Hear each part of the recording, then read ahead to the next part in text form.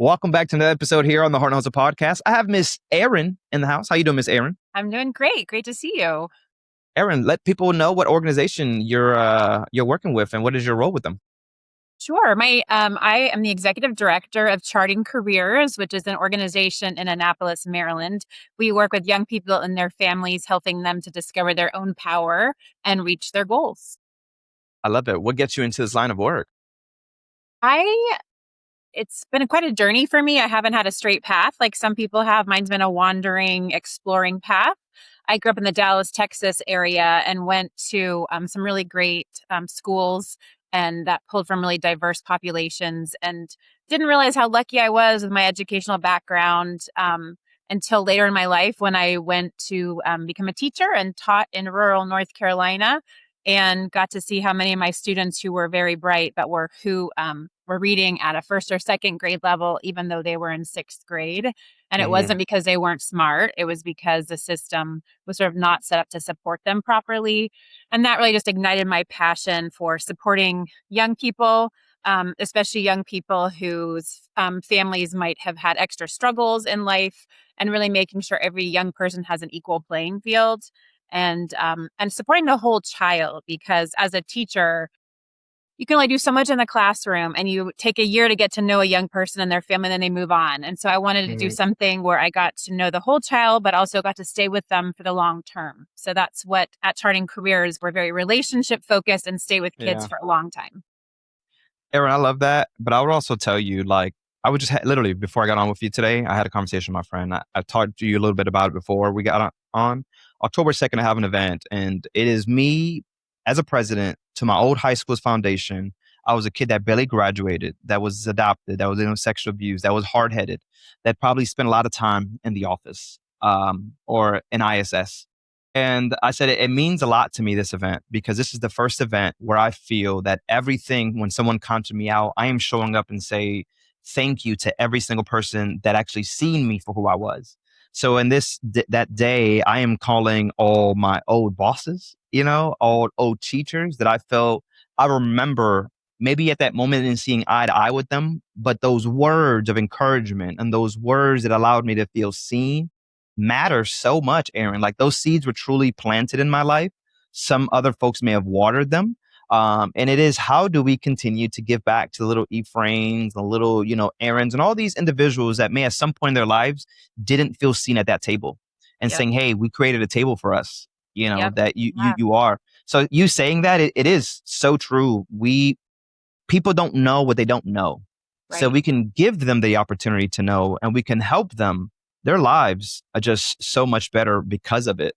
Um, I love it. I love that you're in this space. How long did you say you were teaching? How long did you teach for? Yeah, I taught for 3 years in North Carolina, and then I taught for a couple more years in Atlanta, Georgia, at a cool charter school called Drew Charter School. And then I worked for KIP, the Knowledge is Power program charter schools in Atlanta as well, where I was doing teacher coaching and professional development for teachers there. And so just getting to be another side of education. And Yeah. beyond that, have worked in and out of schools and even in educational policy now for my whole career. So I love it. What were you teaching?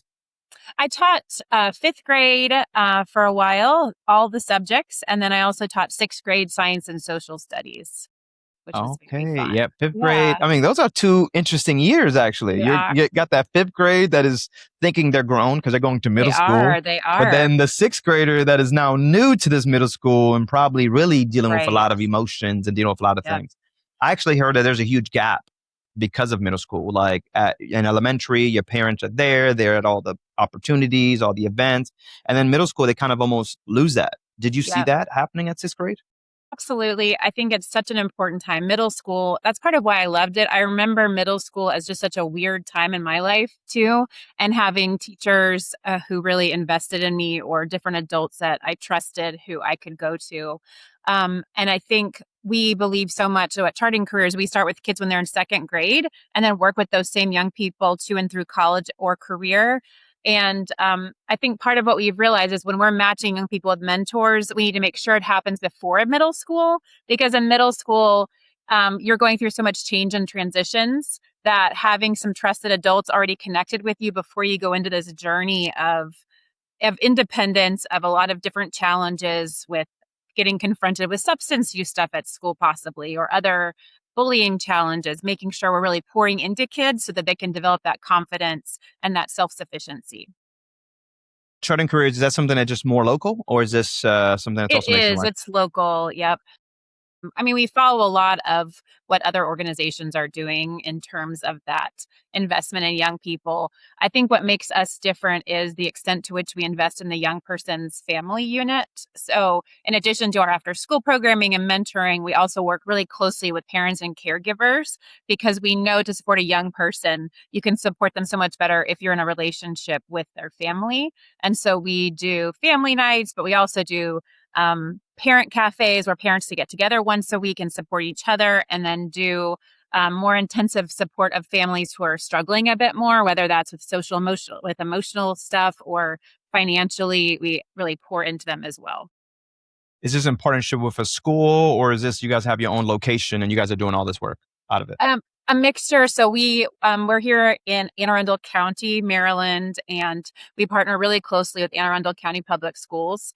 It's a huge school district, so there's I think over 84,000 young people. But we focus in Annapolis, which is a cluster of elementary schools that feed into two middle schools that go into one high school. So we work very closely with the school. Some of our programming happens at the schools, and then some of it's done in the communities where our students live, or in we have some churches or faith-based organizations that are very generous with their space for us, and so we do a lot of programming in those partner spaces as well. Love it. Yeah, it's all about partnership and It community building. is. Seems like you guys are truly at Yep. it. How many Yep. kids are you guys serving? We have 106 on our list this year, and so that includes we have 35 students who are in that college career age, and then all the way down to the second graders. Wow. Yeah, it's Have really you seen awesome to see it anybody? growing. Yeah, sorry, go ahead. No, no, no. It is pretty awesome seeing growing. And I was gonna ask, have you guys seen that individual that started in second grade and has been kind of growing with you guys? Yeah, we haven't been around long enough yet to have a second grader, but we do have students who started in middle school that have now graduated from college. And it is my favorite thing to see happen, to see this young person, growing from being this little tiny middle schooler up into this young adult who has graduated. One of our students, she went to Elmira College, played basketball there, and is now part of the Chesapeake Corps here, where she's an environmental science major, and she's helping give back to the community by working to help protect the environment. So I'm just so proud of her. It's honestly, when we have our older kiddos come back and we get to see them and have them speak to each other or share out for the next generation, it just makes you feel all the positive impacts that the whole community has provided together. Yeah. Your why gets ignited every single time you hear It those stories, I does. can imagine. Yes. Yeah. Yeah. Yeah. We have You another young, oh, go ahead.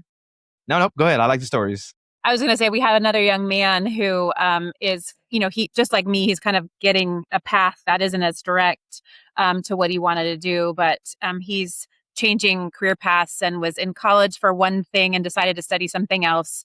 But he just came back at our scholarship and awards night to share about his journey with studying abroad and travel, and how much for him it was how much his eyes were opened by meeting people from different backgrounds and getting that bigger world view, and how a lot of the students that we work with are in tiny neighborhoods where kids haven't even seen a lot beyond Annapolis. And so for him to get to challenge his peers to go see the world and um, get your I love it. paradigm shift exploded. Yeah. So, I wrote down because we're going to put a pin on this one because I have one question before we get here. But direct path, you mentioned a couple of different times, and I really yeah, want to get into it because I love it. I think there's a lot to learn about. You don't need a direct path, and so you many don't. times we want this. It got to be this way. We'll come back to it. But you mentioned that the organization is not old yet to see the second graders. How long have you guys been in existence, and how does this come to life? Yeah, so we opened our doors in 2018 as our own nonprofit. It was a program underneath another nonprofit that was shutting its doors. They had Got it. given some of their programming to another nonprofit, and then the adults didn't want to drop the kids who were part of this Charting Careers program, and so they started Charting Careers. So when we began, it was with a cohort of kids that had been part of that other organization. And so it's actually my sister was helped do the founding paperwork, and I was on the founding board with her. And then a year or so later, we needed an executive director, and I applied. And so then she stepped off the board, and I've been the executive director since 2019. So this is also your baby. You love this just as much as everybody else does. I do. Yep. Love it. And you got Yeah. to see this really grow. That's why you mentioned that. Yep. Let's go back to that direct path. I think that there's something to learn there. I could imagine that you've learned along the ways on all these Yep. different detours that you've taken. Do Yep. you think it's important sometimes to accept the um, indirect path? Because so many times as students, we feel like this is the way. Right. Yep. No, I really love, for me, I like to be an explorer and kind of wander and find what's interesting. And I think for me, I really had to kind of trust that it works out. And even in my job, my role has changed every single year because we started off with, I don't know, 30 kids with $54,000, and we've grown now to 105 kids and a much larger budget and a lot of staff. So each year is different.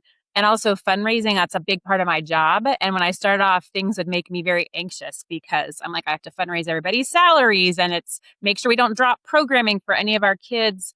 But to see how it's really a kind of a trust the process, believe in the community, and that yeah, you're not doing it alone. And so I Mm, think for me going into it, at first feeling like so much of the weight was on my shoulders, but now realizing how it's my whole board, it's my whole staff, it's our whole community, it's the parents and the kids, and knowing that we've got each other. And I think too for our young people, I think so many people get stuck in this, oh, well, this is what is expected of me. And so if we can mm, break out of that and yep, really yep. just think about what is my journey going to look like and who are the people who can support me in my journey. And like you mentioned, that seed planting, just kids understanding how they can build that community of support around themselves, as well as just try things because you don't know what you're going to like until you try it and you hate it, or you try it and you love it. So having them feel like it's okay to make mistakes, it's okay not to like things, but you do have to put yourself out there and meet new people and be open to new Yep. things. Yeah. What lessons you've learned taking that indirect path? What are some of the lessons that just come back to you and say, man, I learned this because whether I failed or I succeeded Right. or I took a Yeah. risk or whatever that may have looked like for you? Right. Yeah. Well, I think when I was younger, it was, thinking I wanted to be a vet and then doing that and realizing I love animals, but I don't like seeing animals getting cut up for surgeries. And it was like, that is clearly not my path. And then I think with my job now, I've learned so much from rejection too. So Mm, I think I've had the resilience factor of knowing that there are lots of things that are not going to work. And that usually that ends up being a good thing, that those doors closing sometimes is really helpful. Um, so I think that's what I've been sitting with lately, that when I'm feeling that rejection or knowing we didn't get that grant or these people said no, that's okay because there's going to be yeah. more opportunity too. And not only that, right, Aaron, it could be a no for now. Doesn't mean it's a no Exactly. forever, Exactly. Yes. right? Totally. Yeah, I love it. I love those are all good things. And I think when people think of failure, it hurts. It It seems does. very Yeah. bad.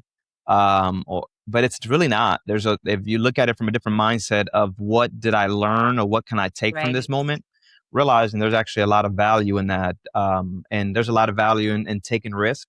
I love how you also mentioned, and I say this all the time, is people do not know what they don't know. Sometimes they don't even Absolutely. realize what they have in their own backyard. Yeah. And it is being put yourself out there. It is finding the right people. It is finding the right resources because there are all the possibilities for someone to succeed. There But if are. no one has told them about it, how do they know? So Right. you guys are truly out there. What does it look like to be out in the community? Are you guys boots on the ground, showing up at community events? I know you mentioned like Yeah. the schools and the churches. How else Yeah. are we getting the word out there for this program? Yeah, absolutely. So we have staff who live in the same communities where our students live, whose job it is to just be a support within the community and also help identify families that might need some extra support. We're in the communities.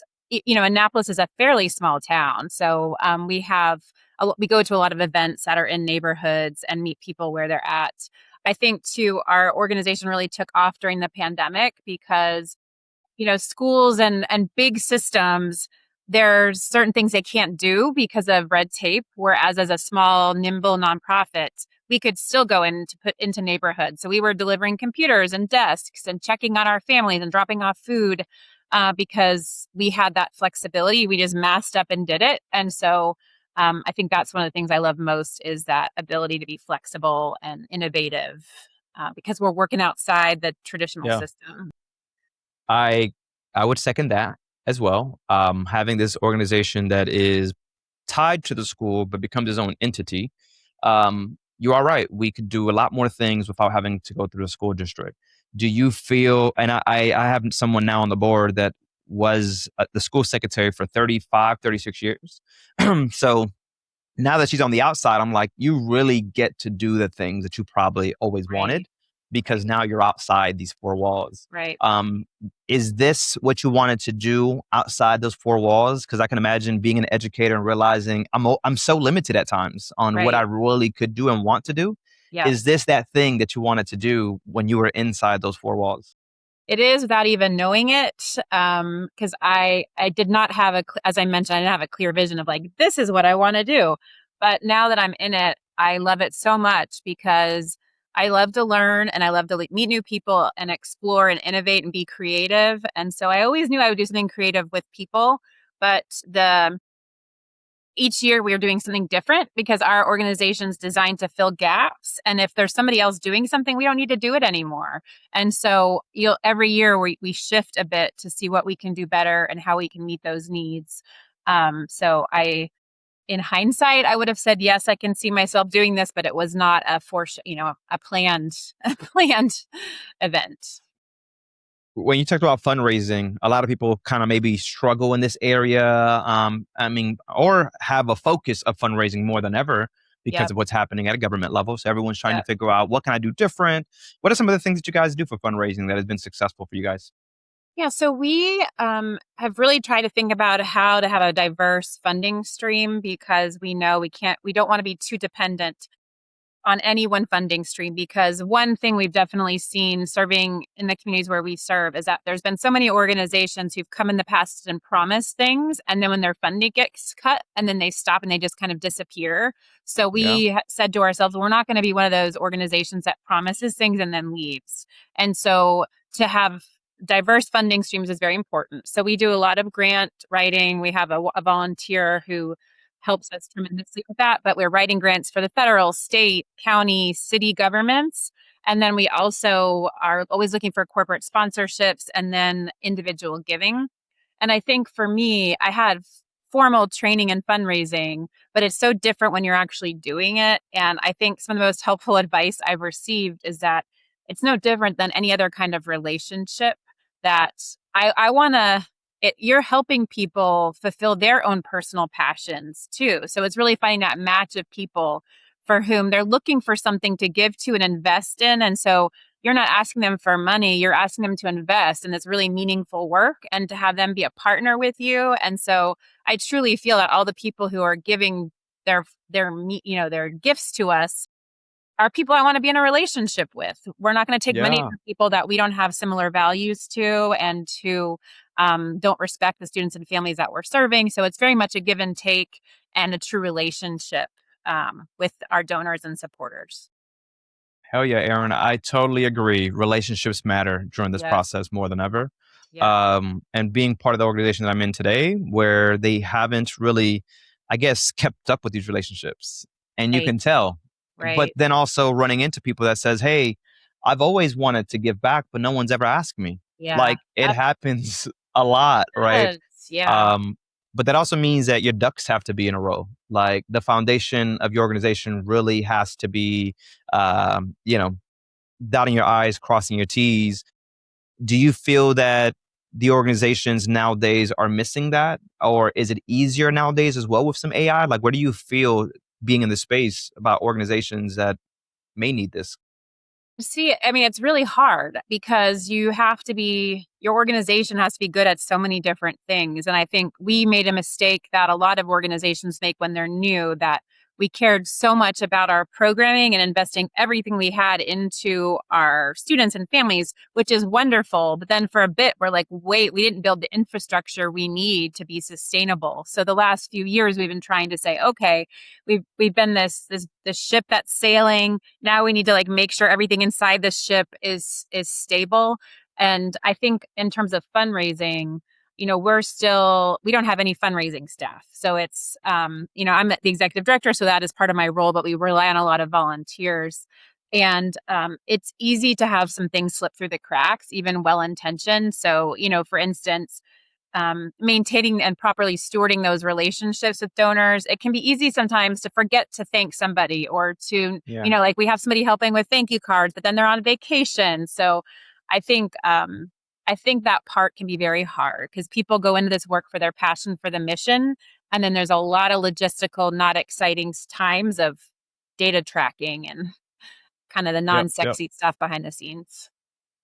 You are so right. I am truly in that non-sexy stuff right now, and people would never know that this is what No. happens on the back end. Yeah. Um, do you also agree that being into nonprofit, you have to have business savvy skills? Because ideally, it's a business, and people do not realize that. They think we're just doing charity work. Absolutely. I think that's had to have been one of my biggest shifts in my mindset too, because I started off thinking, we don't need to brag about what we do. People will just see the good work that we do, and that should be enough. And I realized it's not like not that you have to be braggy, but you really have to work on selling what you do and getting the word out there and marketing it. And so for me, I think that's been the place I've had to grow the most is understanding how much we have to promote ourselves in order to, stay relevant, in order to gain new volunteers and new people. So yeah. If you had this magic wand that allows you to just maybe enhance, fix, implement one thing today within your organization, what is it? I think for us, it would just, again, it comes down to funding because I think I feel like we've got great staff. We've been doing great work. It's just, we have to make people part-time or we have to do stuff with such limited resources. So my magic wand would be to, not have that funding be the limitation for how many kids we can serve or how many families we can partner with, for the work.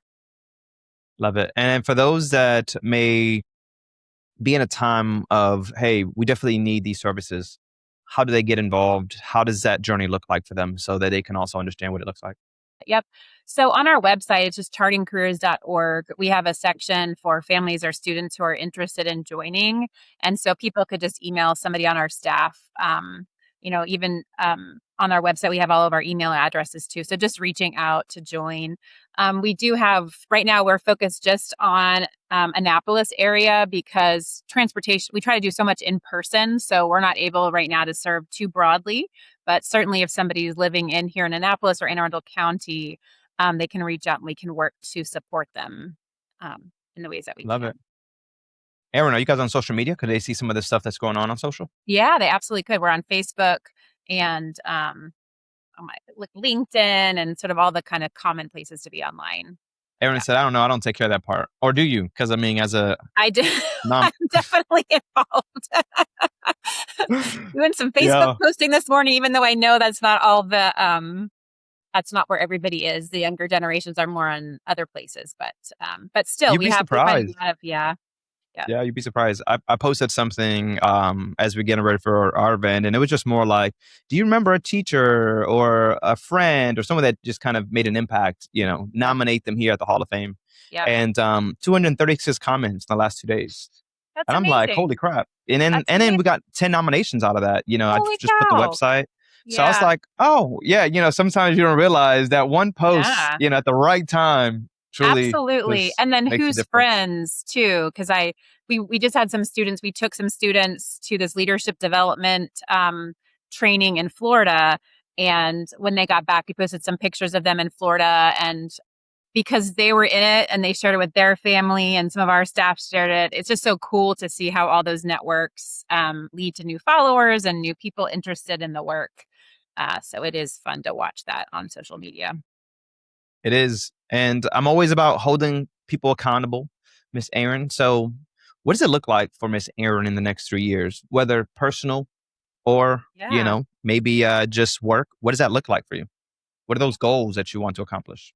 Yeah, for me, I think I want to help build an organization that is truly sustainable and not dependent on any one person. And so we've been really trying to be really thoughtful right now about how do we make sure we have a really deep bench of staff and volunteer and board members so that, heaven forbid something happened to one of us or somebody decided to move on, that we've just got so many great people who understand all parts of the organization and that this is just moving forward no matter who's here and who's running it. I think for me, as someone who always likes to do new things, I haven't yet been like a college age teacher before, so I think it'd be fun at some point in my career to go do a little bit more of that, or even Mhm. in combine with what I'm doing right now. And then personally, I'm a parent of three, and I have to say, like the self care piece is challenging. And so I think in the next 3 years, I'm trying to do a better job of just helping myself do things that make me take care of myself the way that I want to have all of our students and staff do it as well. So Love it. I've been Yeah, doing have to turn it meditation. off. I've been learning a lot about meditation and yoga. So I am trying to get there, but if you ask me to meditate, my wife likes to say that I have a squirrel brain. It just starts yeah, to bounce all over the place. right. And it's because, I always say that this is who we are, right? Aaron, like Yes. this is truly you. You are this person that likes to give, that likes to stay busy, that likes to just feel like you're doing something, I guess, with your Yep. time. Yep. And if you really think about it, it is a lot. You are mother, you are wife, you are business owner, you are, community leader. Like you really play a lot of roles. And sometimes it is hard to just say, how do I turn it off? Someone asked me that the other day, Ephraim, when do you turn it off? I was like, good question. Actually, I don't know that I've done Yeah. that, but Right. I do love hiking. So I Yeah. just told myself, you know Yeah. what? I got to go and do more of that. Yeah. Because how the heck are we going to continue to pour into others, Aaron, if we're not pouring into ourselves? So you're Absolutely. onto the right, space Yeah. there. How do I pour into myself so I can continue to Exactly. fertilize the future and plant those seeds and water them and all that good stuff? Exactly. Exactly. And I think too, for me, I was the same way with meditation where I'm like, I can't sit still. My brain is, and I listened to this guy named Jeff Warren who has ADHD and some other neurodivergent. And so it was just really cool to have him do guided meditations for people who can't sit still. So I started meditating while I was biking. And for me, it's been a lot of times I have to do Really? walking meditation or other things where I'm not just sitting still. So that's been, again, that like winding path. It's not been an easy path for me either. But good for you for hiking and getting out there, and the nature healing is so great too. So yeah. Find that thing, trying to find Yeah. that thing. Aaron, we thank you so much for your time. We thank you for just giving us some insight on what you guys are doing in the communities, and you as a leader just showing up for those that don't even realize it yet. And when they come across realizing that, oh man, there's people out there that do care about me. So, Aaron, just thank you for the conversation today. Thank you to the whole organization for doing this since 2018. And my name's Ephraim. This is Aaron. We'll catch you on the next one. Thanks so much Latest. for having me.